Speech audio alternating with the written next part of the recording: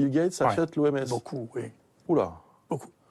Là, on est sur un dérapage complotiste, là. C'est pas professeur complotiste. Raoult. C'est le financier majeur de l'OMS. D'accord. Vous avez qu'à le regarder, c'est comme votre métier. Vous avez cité François, vous avez cité le professeur Perron, et vous avez cité Bill Gates en disant, je reprends vos propos, qu'il contrôlait la politique vaccinale du monde. Bon, moi, vous êtes libre de vos propos, mais mon boulot, à moi aussi, c'est de vous dire que là, vraiment, vous enchaînez les déclarations les plus complotistes. Non mais je peux pas vous laisser dire que Bill Gates contrôle la politique vaccinale du monde. Enfin, je veux dire, c'est tellement énorme. Mais regardez, il y a quelque chose qui s'appelle le Gavi. Ce que c'est-à-dire que la politique vaccinale de l'ensemble du tiers-monde a été financée par Bill Gates. Ça, c'est autre chose. Non. C'est pas tout à fait la même chose. Et que depuis, Bill Gates doit fournir à peu près la moitié du budget de l'OMS. Et que Bill Gates disait, c'est aussi facile à retrouver, qu'il y aurait une pandémie, qu'il faudrait faire un vaccin en 6 mois. Et il disait ça il y a 4 ans. Je sais parce que je connais le conseiller scientifique sur les maladies infectieuses de Bill Gates. Et je lui ai écrit un mot en disant, mais est-ce qu'il va bien ? Ou est-ce qu'il va pas bien? C'est dans mes mails, c'est facile à trouver. Donc ça veut dire quoi? Je comprends pas. Pourquoi vous avez envoyé ce mail?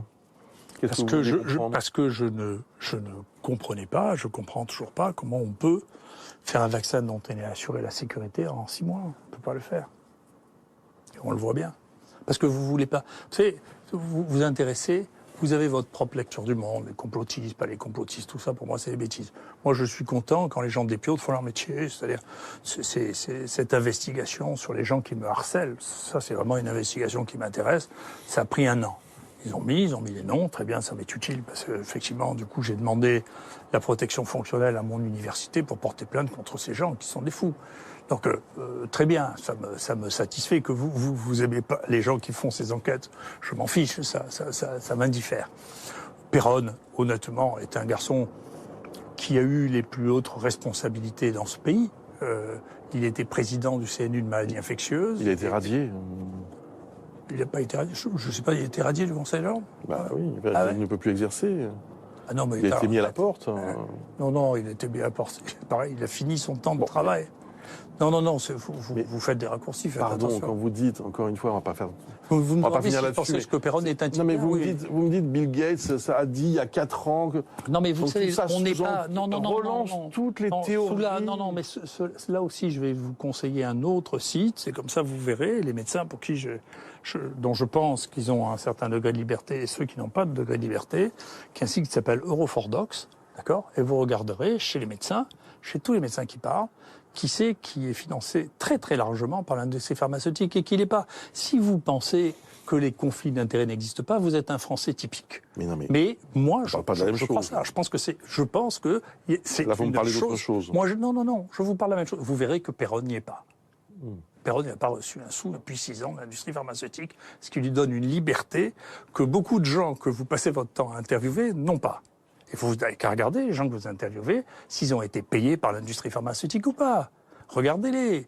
Arrêtez de parler de complotisme. Il y a des gens qui sont payés et qui parlent de choses alors que c'est illégal. Vous ne devrez pas parler de choses sans dire, écoutez, j'ai un lien d'intérêt avec ça, j'ai été payé par Gilead, mais je vais vous recommander le Remdesivir. C'est illégal. D'accord ? Vous faites faire des choses illégales. Je suis désolé, ça c'est la réalité, c'est pas du complotisme. La France actuellement, il sort des papiers sur la manière. Moi, j'ai le type qui est spécialiste de la corruption médicale dans le monde a fait un chapitre sur la France parce qu'il a passé 1 an de sabbatique en France. Il dit la France est un pays qui ignore le plus la notion même de ce que c'est un conflit d'intérêts. Et donc, ça ne vous intéresse pas. Donc, il faut bien que ça intéresse quelqu'un. Ça ne vous intéresse pas de savoir si quelqu'un est payé pour dire ce qu'il dit ou s'il le dit comme médecin. Moi, ça m'intéresse. C'est pour ça que nous, on le fait pas. Nous, on n'a pas d'activité privée ici, d'accord ? On n'a pas de relation avec l'industrie pharmaceutique. Et donc, qu'on accuse de faire des essais sauvages. Enfin, c'est spécifique, quand même. Hein. C'est intéressant. C'est-à-dire que, en réalité, les gens pensent qu'on ne peut faire des essais qu'en étant payé par l'industrie pharmaceutique. C'est spécial. Si c'est ça que vous appelez complotisme, moi, je m'en fous. Vous appelez ça comme vous voulez. Je m'en dis faire.